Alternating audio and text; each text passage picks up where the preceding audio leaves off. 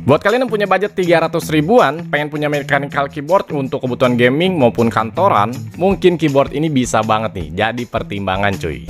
Ini adalah keyboard mechanical dari Olips K83. Menggunakan mini layout 60% dengan total 61 keycaps yang sudah mendukung 26 key anti-ghosting. Keyboard ini juga udah dilengkapi 17 mode lampu RGB dengan 5 level tingkat pencahayaan cuy. Menggunakan blue switch dengan jenis keycaps floating square yang bikin typing feel-nya bikin nagih banget cuy.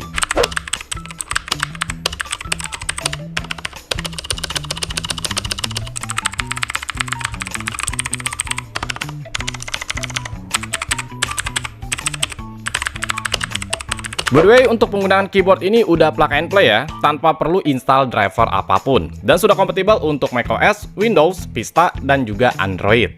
Buat kalian yang mau sama seperti gua, bisa langsung check out aja nih keyboard di keranjang video ini.